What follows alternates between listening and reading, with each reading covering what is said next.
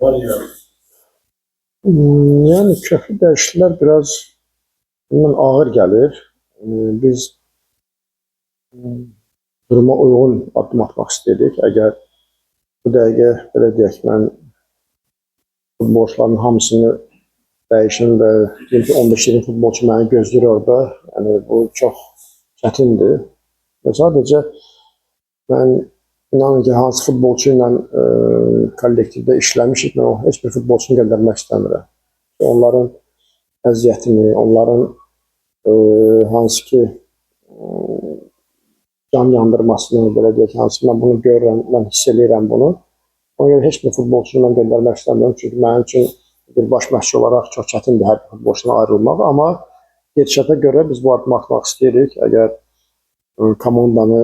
komandaya yeni nəfəs vermək üçün, ümumiyyətcə daha da aktivləşdirmək üçün, daha da gücləndirmək üçün əgər imkanımız, şansımız olsa, biz mütləq addımlar atacağıq və burada futbolçular göndəriləcək, göndərilməyəcək, yəni bu barədə düşünmürük. Sadəcə biz əlavə oyuncular komandaya götürmək istəyirik. Çünki bizim kollektivimizdə həmişə yəni 24-25 futbolçu olur. Bugün tam 20 futbolçumuz var, hansı ki bizim neçə futbolçumuz getdi.